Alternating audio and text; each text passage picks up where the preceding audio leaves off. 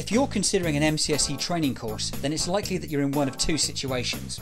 You could already be in IT and you want to enhance your CV with the MCSE certification, or this could be your first step into the computer workplace, and research demonstrates that there's a growing demand for certified networking professionals.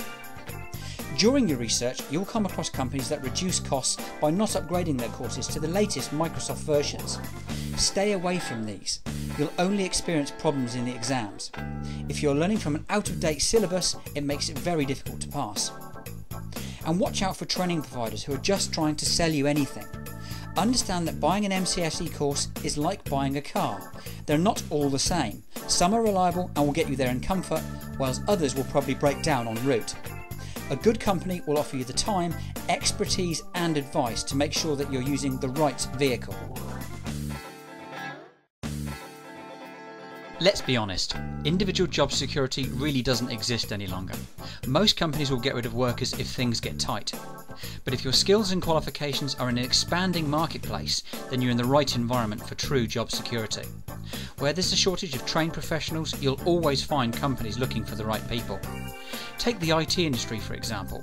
The last eSkills survey showed there was a skills gap of around about 26%. So this means that for every 4 jobs that exist in IT, there are only 3 trained people to do them.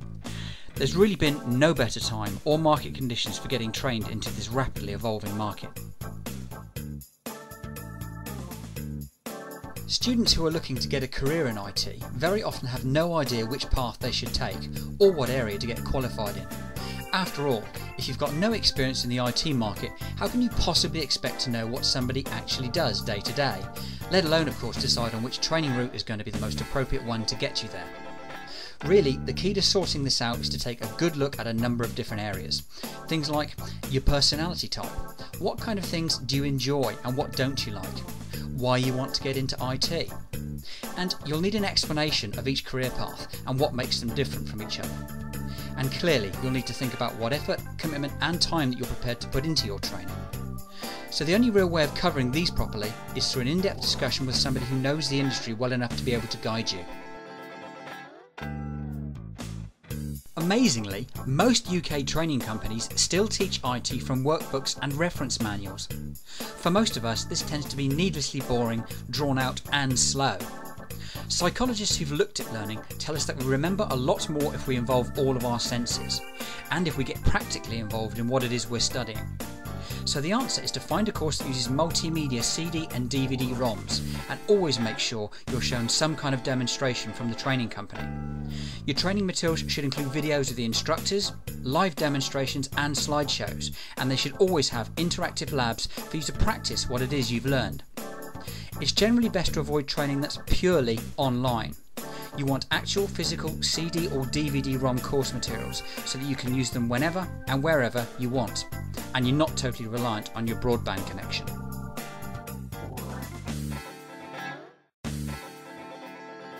Having full support really is critical with many technical programs, but unfortunately most companies only give office hours or extended office hours support. Very few of them go late into the evenings or at weekends. So find training where you can receive help 24/7 at any time of day or night, and make sure it's direct access to the tutors, not just some messaging system, because it'll slow you down if you have to keep waiting for calls back during office hours. Only true 24/7 round-the-clock live support really delivers for proper technical certification. You'll find that in-centre workshop days are often sold as a big benefit by many companies. But if you talk to most of the students who've used them, they'll tell you the opposite's true. You've got all that travelling, for instance, multiple trips and often hundreds of miles, and the classes are normally Monday to Friday, which means taking 2 or 3 days off work all the time. Well, if you've only got 20 days holidays a year, using half of that on training doesn't leave much for you. And don't forget the extra costs of travelling and accommodation either. Sometimes this runs into hundreds and even thousands of pounds extra. And maybe you'd like to work at your own pace, or maybe you want to keep your training private so there aren't any repercussions at work. And how do you honestly feel about asking questions in a class full of other people? All these reasons and more are why it's much simpler to watch and learn from pre-filmed classes, taking them when it's convenient for you and not someone else. You can redo the modules as many times as you want, and there's no need to take notes because you've already got the lesson. Quite simply, you'll save time, hassle and money. Always look for authorised exam preparation materials as part of any technical training package. It's very easy to get thrown by practicing exam questions that don't come from official sources. Often, the way questions are phrased can be quite different, and you need to be ready for this. And always test your understanding with quizzes and simulated exams before you take the real thing. You'll be far more confident and much more likely to pass. Offering exam guarantees is a popular sales gimmick at the moment, but if you examine the small print, you'll find out what's going on.